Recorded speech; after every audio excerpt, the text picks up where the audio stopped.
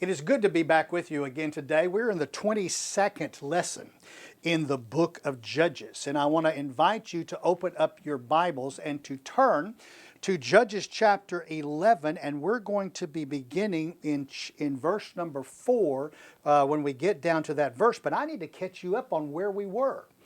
At the end of the last lesson, we were right in the middle of telling you a story about Jephthah's disputed heritage, his disputed past. And what has happened is some of the scholars of the past have tried to mix two stories. Because Jephthah's father was named Gilead, they tried to make the story fit that Jephthah's father Gilead was the son of Machir, the son of Manasseh, which takes it way on back in the time of the history of Israel. And what we're going to find out later on in this chapter is that it's been 300 years since they were in Egypt. And so because of that, Gilead's father of Jephthah could not have been the Gilead, the son of Machir, the son of Manasseh. And with that also, we found out that the sons of Gilead, Jephthah's father, Jephthah was the son of a harlot. And because of that, he had Gilead had another wife and that bore him sons that were legal sons. And the legal sons had just, when Jephthah was old enough, had run Jephthah out of the land. They did not want Jephthah to have any inheritance in the inheritance that they would get when Gilead died. So they had run Jephthah off, but Gilead has died now. So they did not want Jephthah around in the land, and they made it so hard for him that he fled off from his brothers and lived in a land called Tob. Where was the land of Tob? And that's where we're picking up today. Its location is unknown, I must tell you. However, because of the context of this passage and other places where the town of Tob or the area land of Tob is mentioned, it must have been located outside of the Promised Land. But still, it was nearby. It wasn't part of the Promised Land, but it was nearby, around the edges of the Promised Land. And because the land of Gilead was in the northern portion of the Promised Land, on the east side of the Jordan River, north above the Gilead land, it could have been in that area called Aram, because Aram borders on the north of the Promised Land on the east side of the Jordan River. And I'm going to tell you this, in chapter 12, when we get there, we're going to learn that Jephthah's home in the land of Tob was in a village called Zaphon. It sits just outside the Promised Land, northeast of Manasseh's land, on the eastern side of the Jordan River, in that area that was controlled by Aram. With that as a thought, some scholars have presumed that the land of Tob was controlled by the descendants of Ashriel's mother and her relatives who were Aramean. In other words, the real son of Gilead, the older Gilead from 300 years before or 250 years before, his son Asherus, the concubine, the wife was Aramean, and her people controlled that area in Aram. And so it would just be natural, it just makes sense. Just like Jacob, when he ran to his relatives, he ran to the Aramean area when he had bought his brother's birthright for a bowl of soup. He had to run somewhere. Where'd he go? He went up to this area. All right?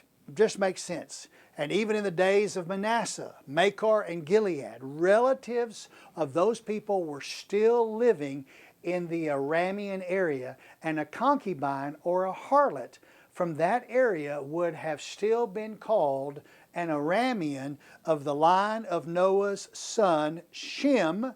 They're Shemites, the same line as Abraham, the same line as Isaac, the same line as Jacob. But we can see Jephthah was not the best quality of a man. at least on the surface.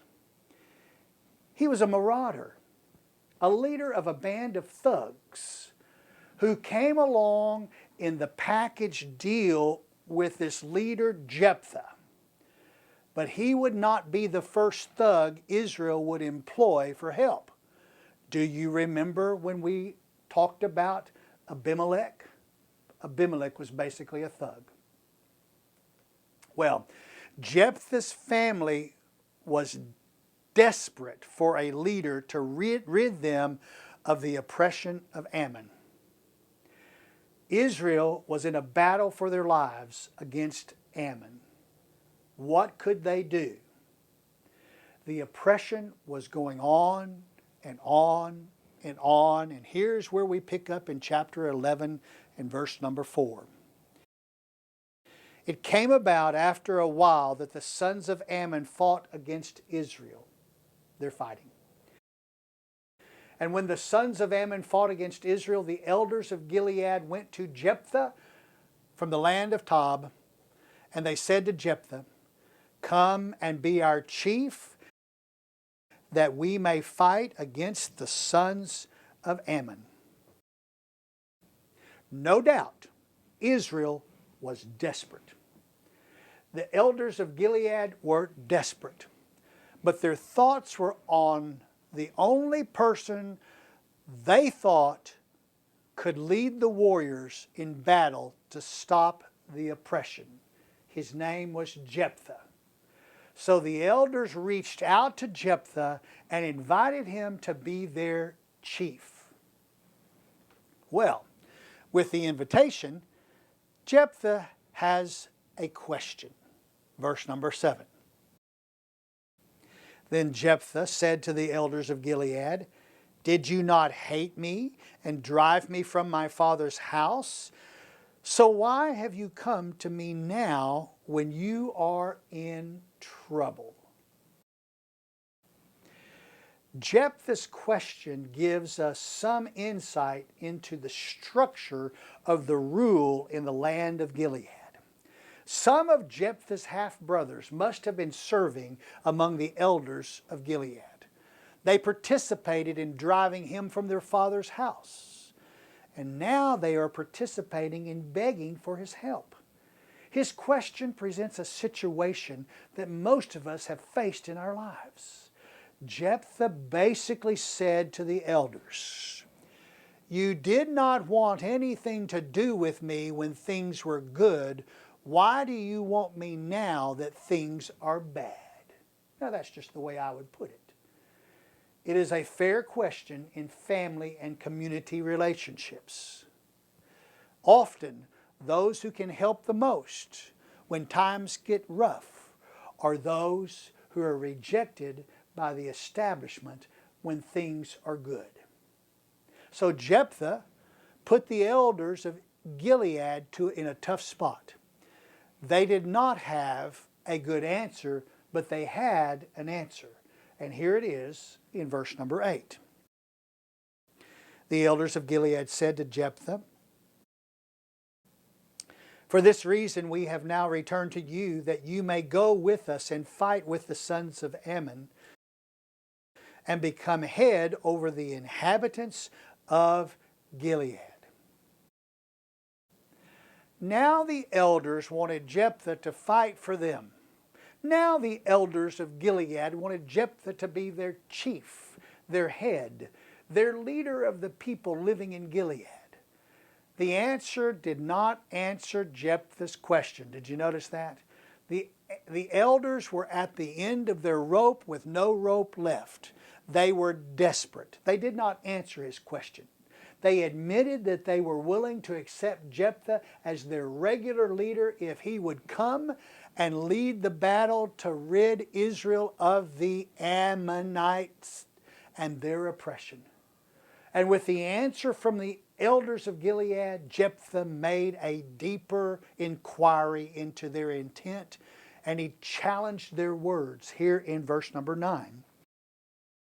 So Jephthah said to the elders of Gilead, "If you take me back to fight against the sons of Ammon, and the Lord gives them up to me, Will I become your head?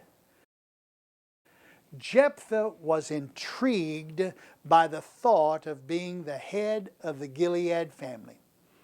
Would the elders keep their word to make Jephthah the head of Gilead if he won the battle? Would they? Jephthah had put the elders between a rock and a hard place. He was not willing to lead the war if the elders were unwilling to keep their word.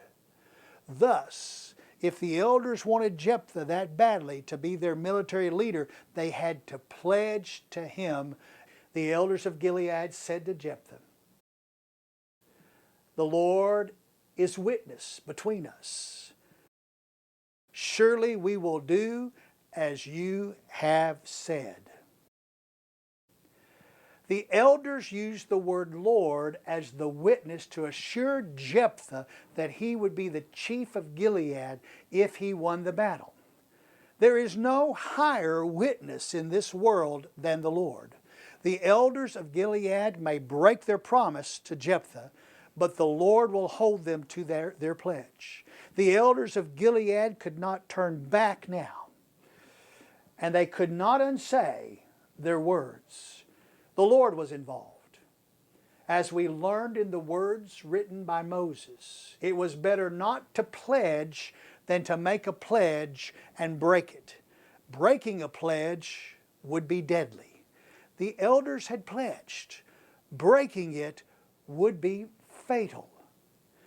The elders had no choice but to announce to the people of Gilead that Jephthah would be their new head and their new chief, and we see it in verse 11.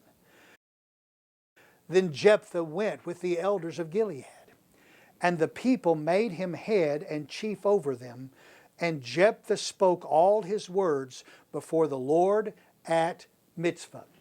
Jephthah became their head before he led the battle. Jephthah had left the land of Tob and joined the warriors at Mizpah, where he was pronounced the head and chief of the people of Gilead. There Jephthah spoke to the people.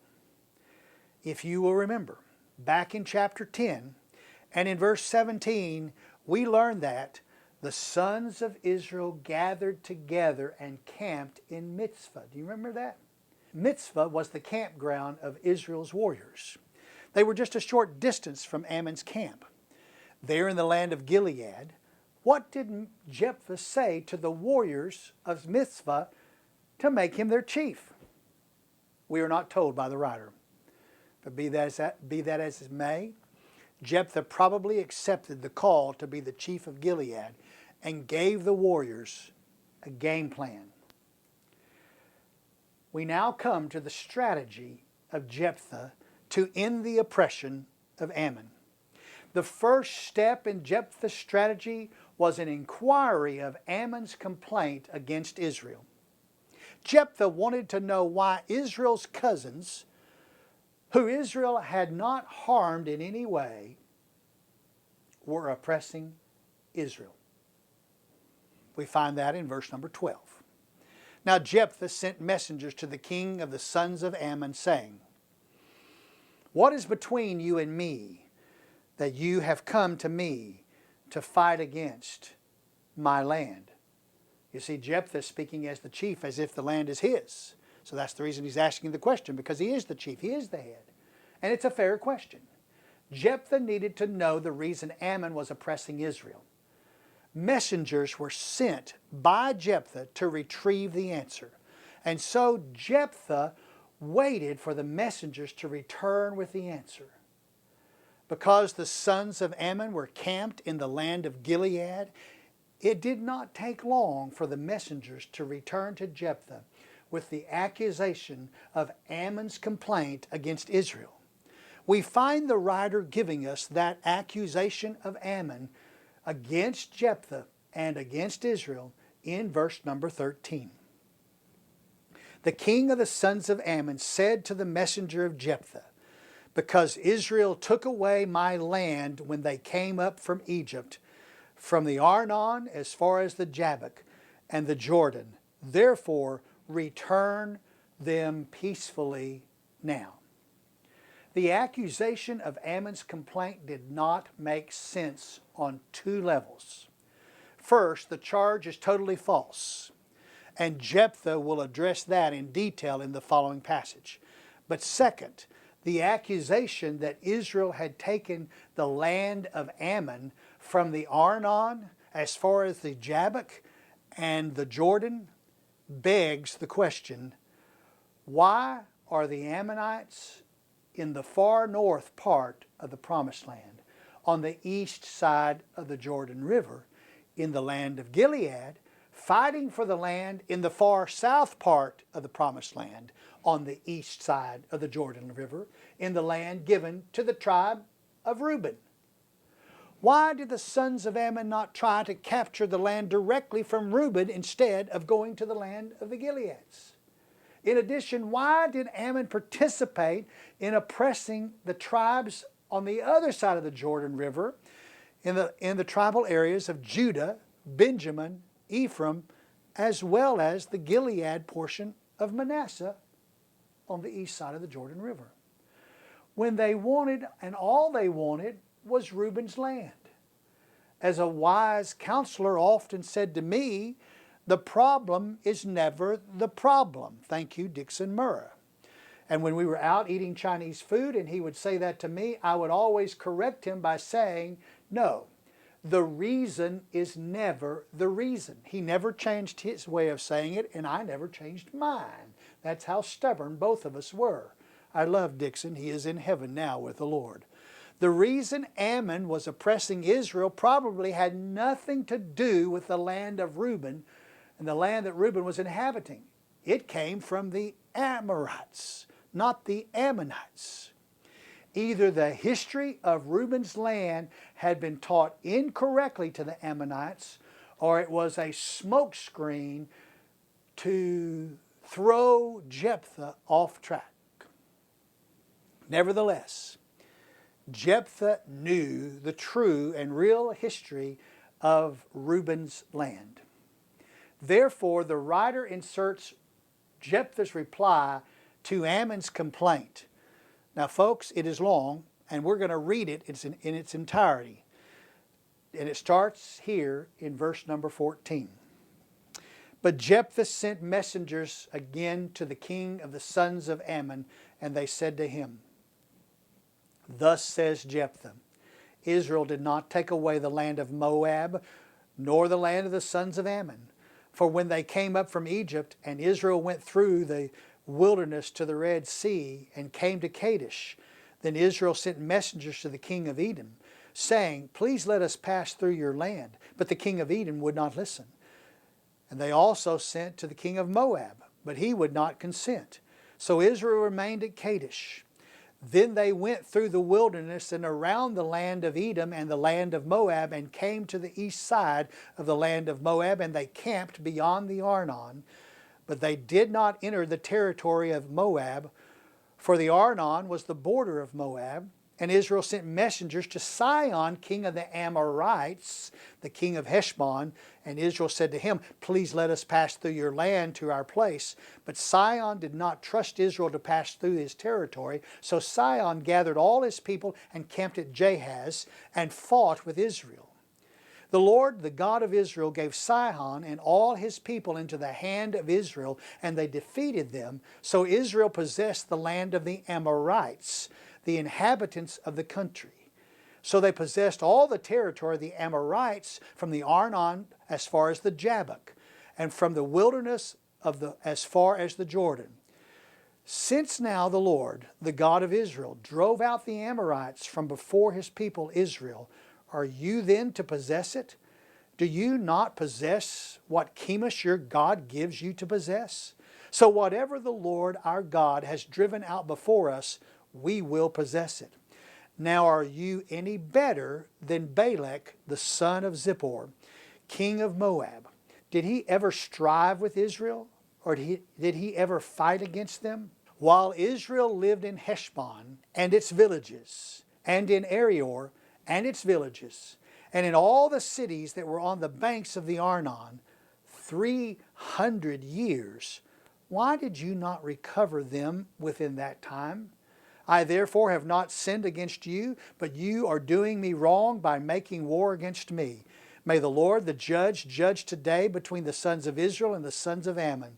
But the king of the sons of Ammon disregarded the message which Jephthah sent him. We can gather three crucial points from Jephthah's reply to Ammon. First, the nation of Israel had in no way harmed Ammon by taking any of its land, and the land Israel took belonged to the Amorites, not to the Ammonites. Second, in verse 26, Jephthah has placed a time marker to indicate that 300 years had passed since the nation of Israel defeated the Amorite king Sihon under the command of Moses and gifted the land to the tribe of Reuben.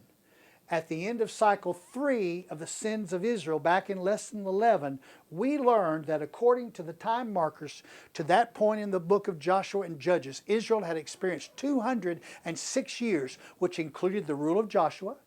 It included the oppression under the other nations, and then the periods of freedom under the judges, not including the length of time that Israel sinned against the Lord by worshiping Baal and Ashtaroth, which caused the Lord to send nations to oppress Israel. Therefore, 94 years remain in the 300 years to this point where Jephthah just became the chief of the tribe of Israel. Of his rule as judge, where he's going to judge for 6 years. With that in mind, we can look back at the cycles and include the time markers for Gideon, Abimelech, Tola, and Jair. If you look at this chart, cycles 1 through 3 was 206 years. Cycle 4, you see all of that, having the time where they're worshiping idols. We don't know that time. They're under oppression of Midian for 7 years. Gideon frees Israel for 40 years. Abimelech rules evilly for 3. Tola rules for 23. Jared rules for 22.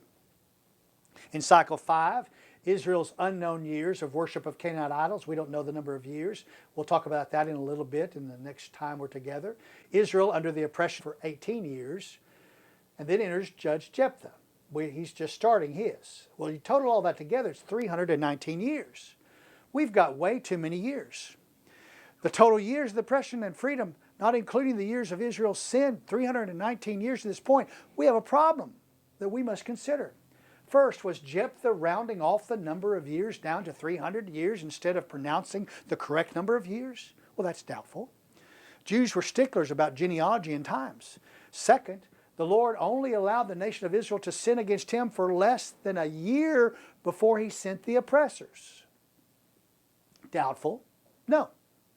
Repeatedly, we have seen in the Scripture that the Lord moves much slower than man, and he gives man every opportunity to dig the deepest and the biggest hole he can before the Lord reacts. Third, to justify the time to this point in the story, our only answer is to look back at the judging times recorded in the lives of Abimelech, Tola, and Jair. Not one of these judges were called by the Lord to deliver the entire nation of Israel, as was Othniel, Ehud, Deborah, and Gideon. And as we mentioned back in lesson number 20, the writer included the mention of Abimelech, Tola, and Jair because of what they did in certain places in Israel, which did not affect the entire nation of Israel. Abimelech did his evil in his own hometown of Shechem with a few neighboring villages that his mother's relatives controlled, but he didn't control the whole nation of Israel.